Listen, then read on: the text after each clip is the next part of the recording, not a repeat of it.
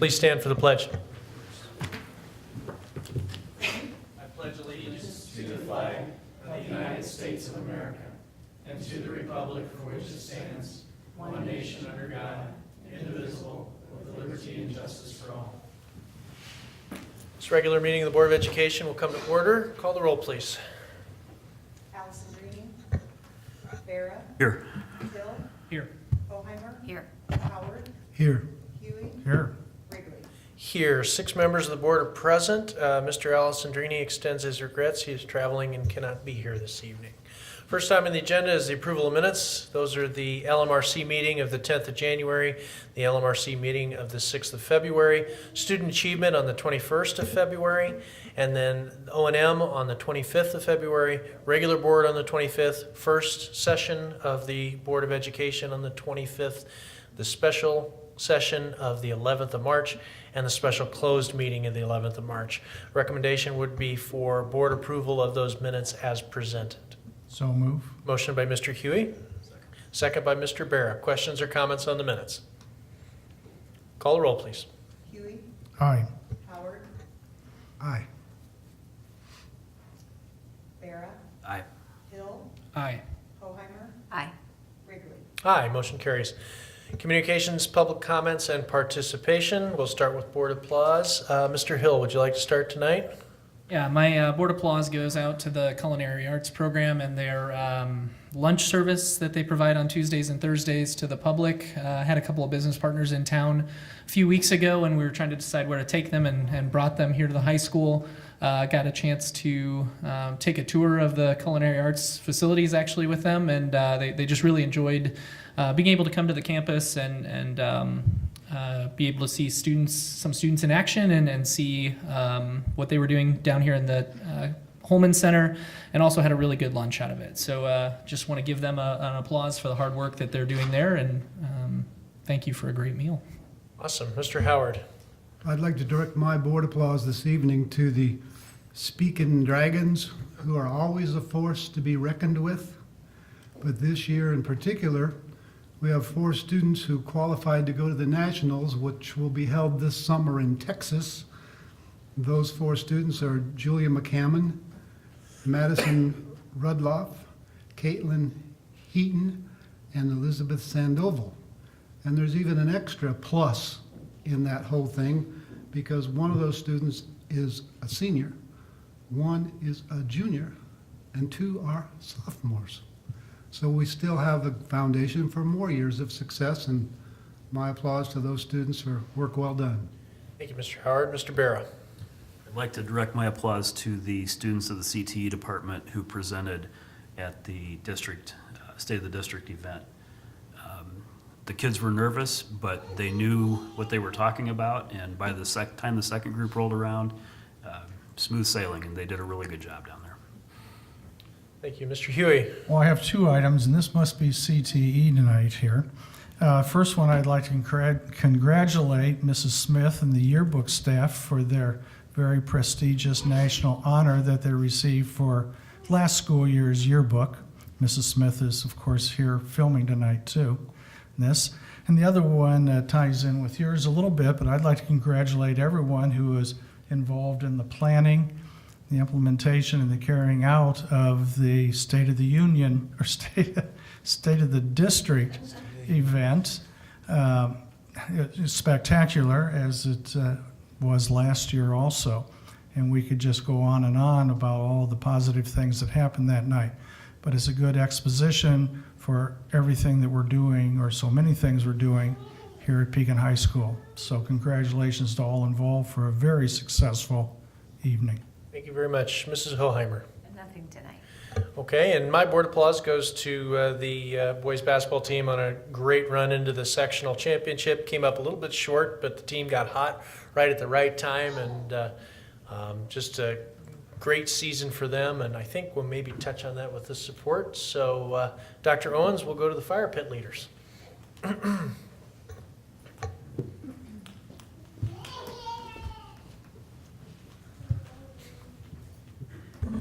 So as you know, every month we have taken to recognizing either students or staff who go above and beyond, representing representing Pekin High. And so I have asked our members of the fire pit, so if they will come up with me tonight, to come and be recognized. One of the things that strikes me about this group of students is some of us have been around here for a very long time and have seen the fire pit. Are you trying to put yourselves in alphabetical order? And have seen the fire pit come and go. And some of us have been around here a very long time to remember fire pits of several years ago that were a lot of students involved, always at football and basketball, and definitely, I think, can turn a tide in a game.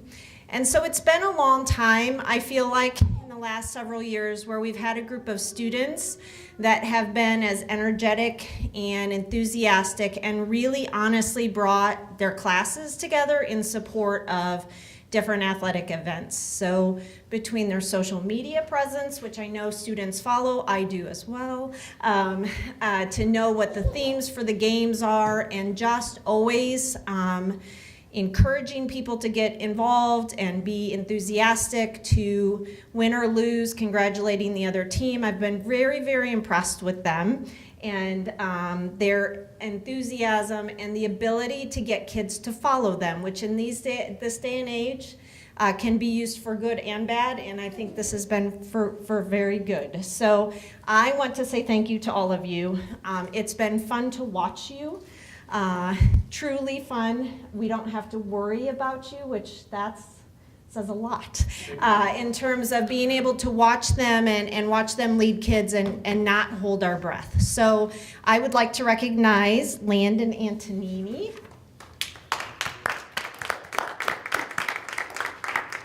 Jonathan Haller. Brady Hilst.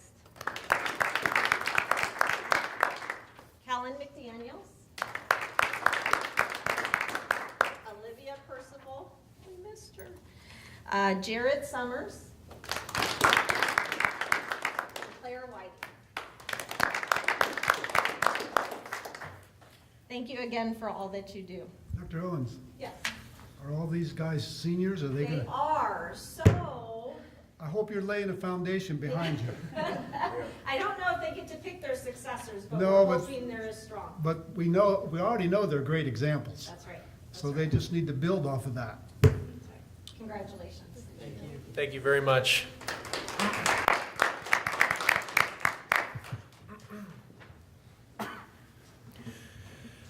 We'll go ahead and move on to item 4.1, which is the approval of claims. Mr. President, I move and to pay the monthly warrants in the amount of $1,920,791.08, found under separate cover.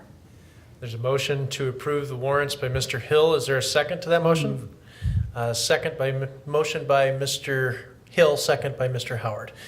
I was worried that I was going to have to read that number I without. had to Mr. remember how Mr. Allison Drini did it. I don't know if it was quite right, but I think you got it. I think we passed. Close enough. Further questions on the warrants? Call the roll, please. Hill, aye. Howard, Aye. Bera, Aye. Hoheimer, Aye. Huey, Aye. Wrigley. Aye, motion carries. At this point, we would have a request for closed session regarding the appointment, employment, compensation, discipline, performance, or dismissal of specific employees of the public body or legal counsel for the public body, including hearing testimony on a complaint lodged against an employee of the public body or against legal counsel of the public body to determine its validity, the purchase or lease of real property for the use of the public body, including meetings held for the purpose of discussing whether a particular parcel should be acquired. Is there a motion? So move. Motion by Mr. Howard, Second. second by Mr. Huey. Call the roll, please. Howard, Aye. Huey, Aye. Bera, Aye. Hill, Aye. Hoheimer, Aye. Wrigley. Aye, motion carries, and we'll return as soon as possible. All right, the board has reconvened from closed session. First item on the agenda is the consent agenda. Is there any item that a board member would like to see pulled for an individual vote? Hearing none, I'd seek a motion to approve the consent agenda as presented. So moved. Motion by Mr. Hill, Second. second by Mr. Bera. Questions or comments on the consent agenda? Call the roll, please. Hill, Aye. Bera, Aye. Hoheimer, Aye. Howard, Aye. Huey, Aye. Wrigley. Aye, motion carries. Item 5.3 is student discipline. I would recommend that student identified as 18-02-19 be expelled for the remainder of the 2018-2019 school year, as well as the entire 2019-2020 school year for reasons of gross misconduct, and that person would be able to return in the fall of 2020.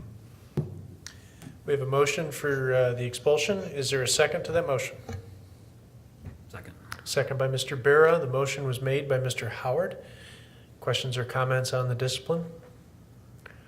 Call the roll, please. Howard, Aye. Bera, Aye. Hill, Aye. Hoheimer, Aye. Huey, Aye. Wrigley, Aye, motion carries. Policies for a second reading. Mr. Bera. We have a slew of policies tonight for a second reading and one exhibit, slew being 16. Those policies are 280, 2120, the exhibit 360, 4170, 530, 560, 5215, 5220, 660, 6310, 770, 7100, 7250, 7260, 7290, and 7305. The recommendation would be for board adoption of those policies as presented. Is there a motion to that effect? Actually, I apologize. Mr. Bera made that motion on behalf of committee. Therefore, it requires no second. Questions or comments on the policies? Just a couple comments from me. I know I've covered this a couple times with the board, but just as a reminder about a couple things of 5.215, which is the early retirement incentive. Obviously, that's a fluid policy right now. We rescinded 5.215 in the summer because of that 6% cap being dropped to 3%. I think I've kept you guys abreast that coming out of the state, there's word that may come back up to 6%. So I've been very transparent, I think, with everybody that depending on what happens legislatively that we will follow. So if 6% does come back this spring, I've had conversations not only with staff but the Alliance as well as you that obviously we'd then have to be in a position to rescind the policy we just approved tonight and probably go back to what the policy was and or edit it depending on what the law says. So obviously we're happy to have something because right now we have nothing. The Alliance did bring concerns obviously about what happens if it goes back to 6%, so we've had conversations about that. Their other concerns were that it's not a guaranteed 3%, where the other one read as a guaranteed 6%. So it wasn't written that way, and just the concern about how a post-retirement payout obviously potentially is taxed. Well, it is taxed. It's not potentially taxed. They'll tax it regardless, but or could bump somebody up in a different tax bracket, but. We've talked about the concerns. We still think it's beneficial to have something on the books in terms of a retirement incentive instead of having nothing. And then obviously know that all the work could be for nothing. Well, not for nothing, but I mean that we would turn around and have to redo it here in a couple months, but obviously we want everybody to be aware of what's going on. So if things change or as things continue to morph into something potentially this spring, I'll keep everybody in the loop. So sorry, that was kind of long-winded, but wanted to make sure we had that. Appreciate the information. Is there questions with regards to that report? We have a motion by Mr. Bera on behalf of committee. Call the roll, please. Bera, Aye. Hill, Aye. Hoheimer, Aye. Howard, Aye. Huey, Aye. Wrigley. Aye, motion carries. Item 5.5, renewal of the IHSA membership. Dr. Owens. So it is this time of year we come to you, I believe every year in March, asking for board approval to certify that we, to retain recognition by the Illinois State Board of Education and renew our membership with IHSA. which also means we agree to adopt and abide by the Constitution, bylaws, and terms and conditions of IHSA. So we are asking for approval to renew that membership as of July 1st through June 30th of 2020. We've heard the request of the administration. Is there a motion to that effect? So moved. Motion by Mr. Bera, Second. second by Mr. Huey. Questions or comments on the membership? Call the roll, please. Bera, Aye. Huey, Aye. Hill, Aye. Hoheimer, Aye. Howard, Aye. Wrigley. Aye, motion carries. 5.6, PCHS speech team trip to national competition in Dallas. These students were recognized earlier in the evening by a board member, but we do have 4 members of our Pekin High speech team that have qualified to go to the national speech competition, which this year is in Dallas, Tennessee. The proposals on page 2. What did I say?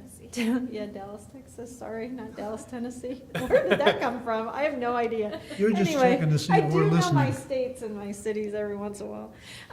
But it's for June 15th through the 22nd. All 4 of those competing, Julia McCammon, Madison Rudloff, Caitlin Heaton, and Elizabeth Sandoval will travel, as well as the 2 coaches. And so on page 206, you can see their itinerary as well as their detailed expenses.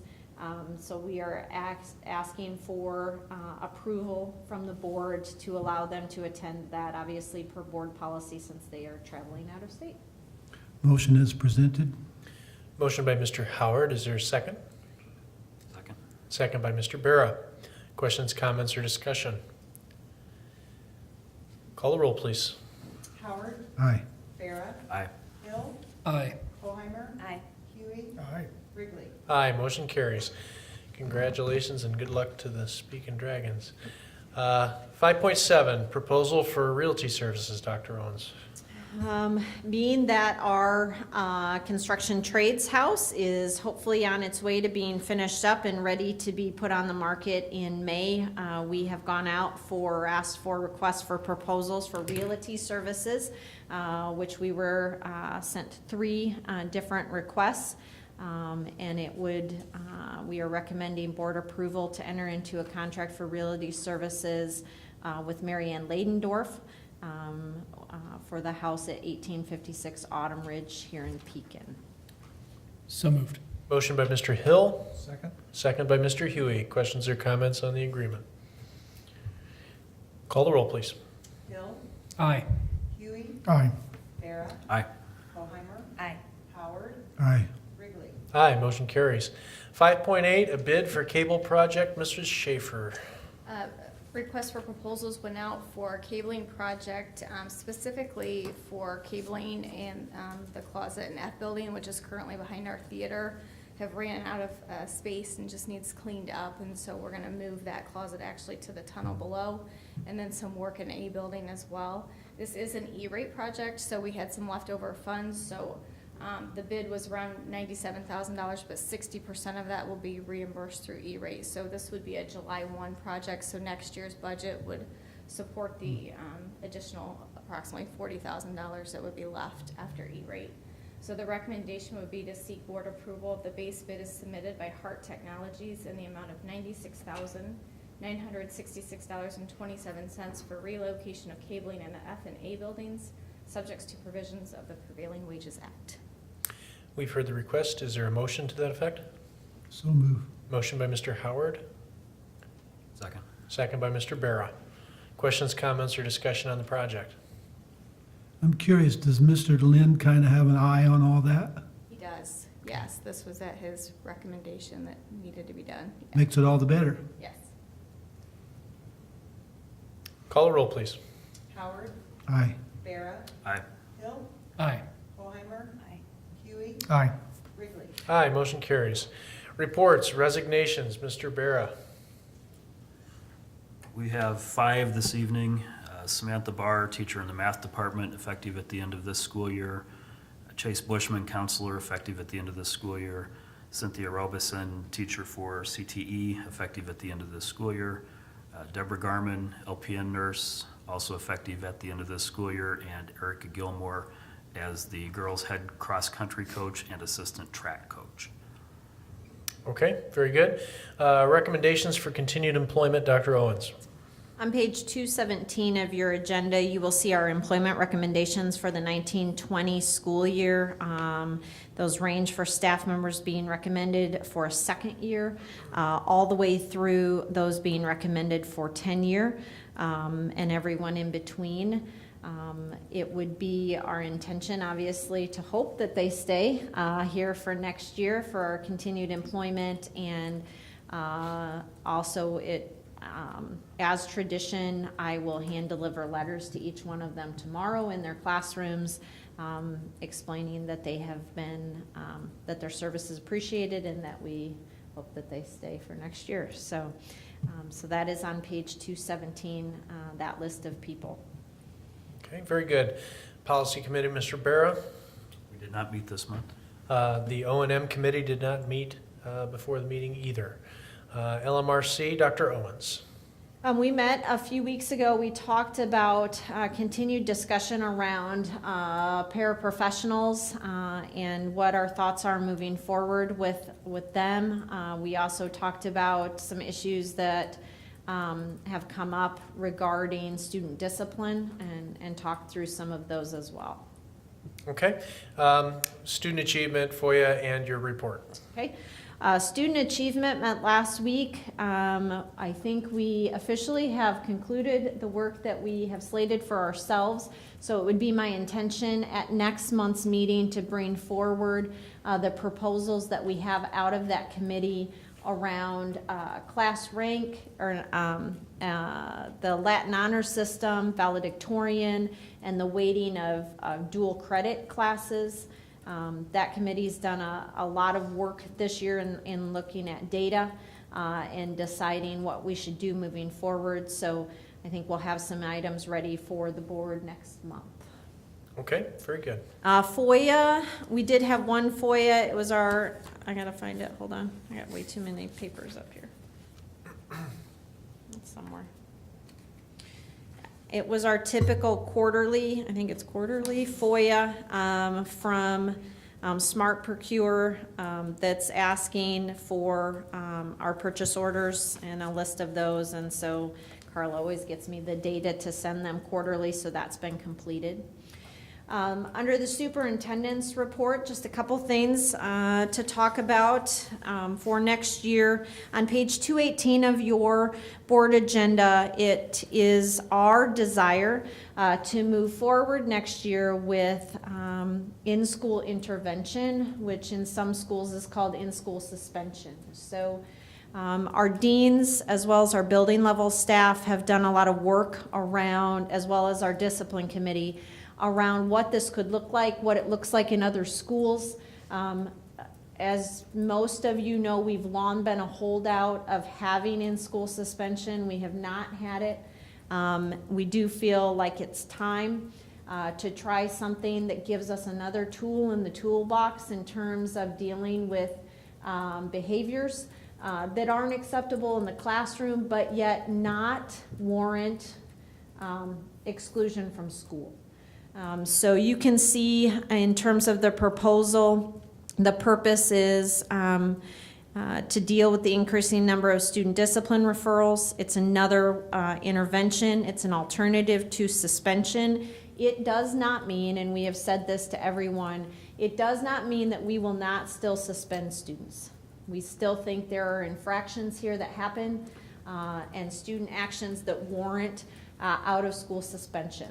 However, there are also things that we typically in the past have suspended for that really don't make a whole lot of sense in terms of suspending for truancies, suspending for tardies, and things like that. So you can see down here towards the, I think it's on here, on the second page, what type of referral we can see leading to in-school intervention.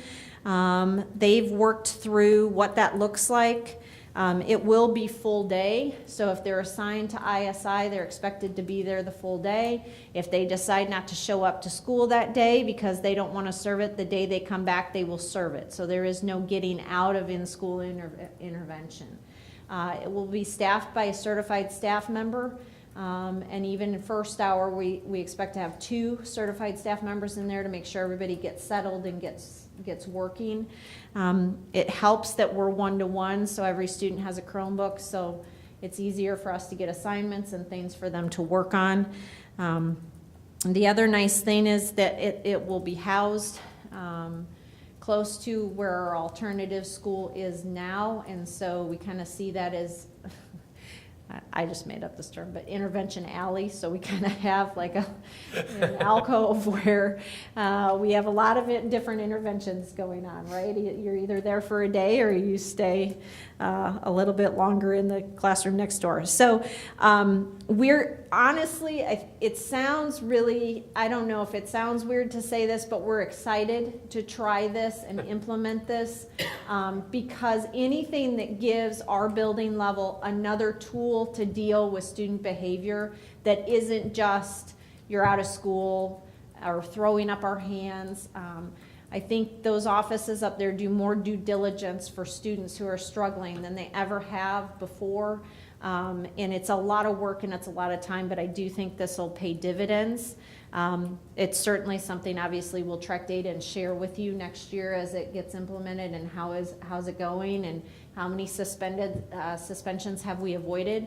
The other thing that this does is it gives us another reporting piece, because remember, we were cited on that list of the top 20% of exclusionary schools. This gives us one more piece to be able to go back and say, here's our plan, and our plan now includes implementing in-school intervention. So I do think we'll continue to see a drop of suspensions and expulsions, but certainly know that it is not our intention to not have those, but hopefully minimize those as need be. So, Dr. Owens, yes. is Intervention Alley anywhere near Dallas, Tennessee? Maybe it should be. Well, I just want to check it out because next year I'll be an observer. There you go. I guess the good test would be is if we said that's where the student was going, would they catch on that there was a mistake in that phrase? There you go. Yeah. The other document that's right behind it is on the next page is our recommended list of textbooks for board approval. So we have 4. And you have an updated list actually at your spot that Trudy gave you. We have 4 short novels that are being recommended for Spanish 5-6, a new economics textbook for our regular economics track students, as well as a software apps textbook that we haven't had before. So those books are all available if you want to read them or look at the summary of them. Those are available in my office, and then I will put this list on the board agenda in April for approval. And if approved, then they'll go through the budget process. So, Question. yes.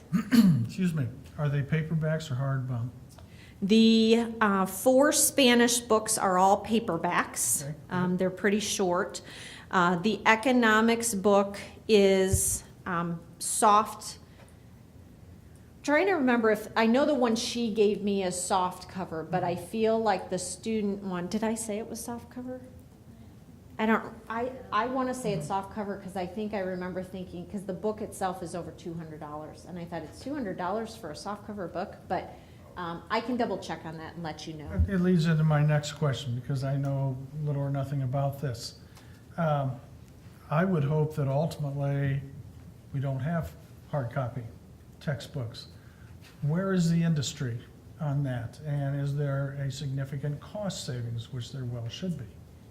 Well, that's interesting. So you would think there is, but the textbook companies have gotten pretty savvy knowing that people are getting away from using textbooks. So your digital textbooks are actually really pricey. for the most part. And so what you'll see is a lot of these textbooks that we're recommending will only purchase a classroom set.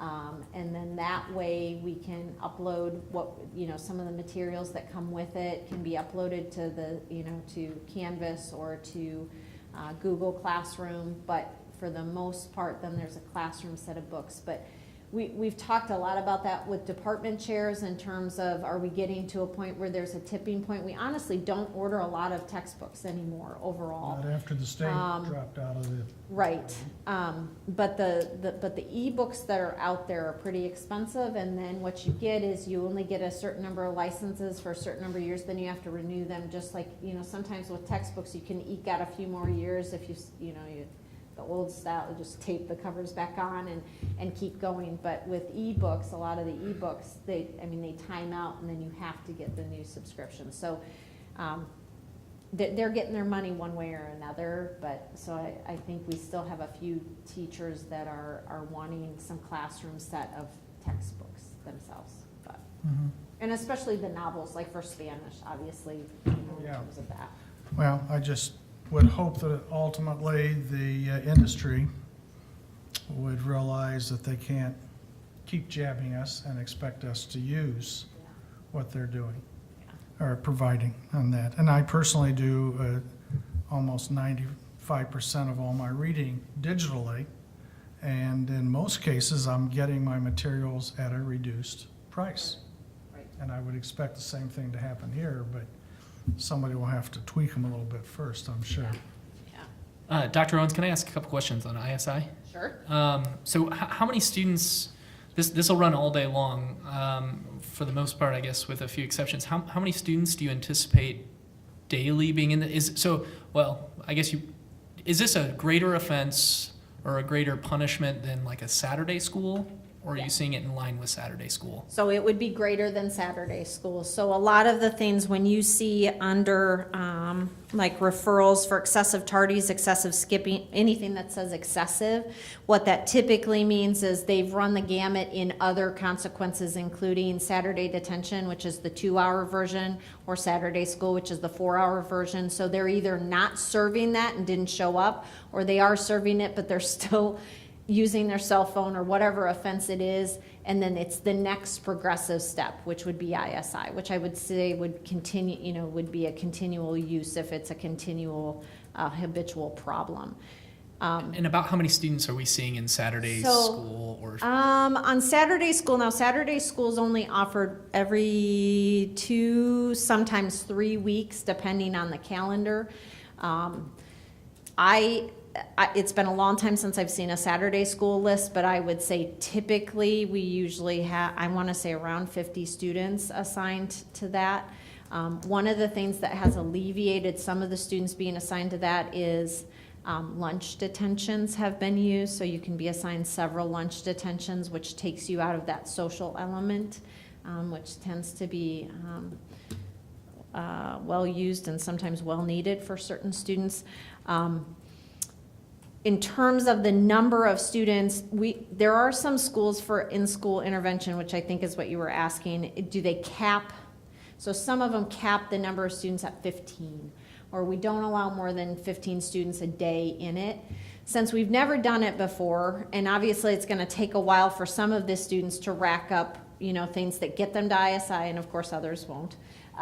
But we would anticipate the deans kind of keeping track of how many students are getting assigned per day and keeping running lists so that if it does get too high, we can move a kid to the next day. So we really haven't set a ceiling in terms of what the limit is, but I would anticipate we're not going to want more than 15 to 20 kids in that room per day.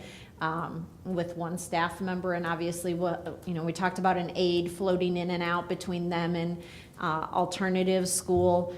We're going to have to kind of see how that goes and how that gets used, and if we're wrong, in terms of the number of students per day. But I think that's kind of where we're shooting for, but we're not putting a cap on paper. Okay, because in my mind, obviously we see very limited reports on like individual students and Right. their uses, and it's typically for unfavorable situations when we're seeing them. But my concern is just the number of students that could potentially qualify for that and what that process looks like. My next question would be more around the staffing of that. So is it your intention that would be one teacher that will staff it for the majority of the day, or will it be a load of like several teachers coming and going throughout the day? How would that look? So it'll be one teacher that'll be there for the whole day. So obviously, because we have a 7-hour school day and they teach 6, so what we anticipate, right now, our alternative school teacher is assigned 4 hours, 4 class periods are straight alternative school. The first hour, when the alternative students come to school, they actually go straight to PE now to get their PE mandate. And so technically they're in alternative school, but they're in PE. So that teacher is going to be assigned then that first hour to double up with the staff member so that we have 2 people in that first hour of ISI getting people settled. So before his alternative school students come to class then for second period. And then that staff member will stay consistent for the whole day, and then obviously they'll need their prep hour at the end of the day, and alternative school students are gone by that time, so he then has a prep and he'll sub in for this staff member, so that person gets a prep. But otherwise it'll be the same person all day long, and we did that on purpose for the consistency, and felt like we've got a great person on tap in terms of working with students that have some extra needs or can be a little hard to manage. So you've identified a staff member for this already? Correct. Great. And then the last question I see for reporting teachers that have to notify deans of work for the next day, is that typical of an out-of-school suspension as well? Are teachers submitting information right now for out-of-school suspensions? No, typically if a student is suspended, they're expected to get their work. So the expectation would be, we still have to kind of work through exactly what this is going to look like. So we want to work with the staff member who's going to be in charge and figure out how best to do that.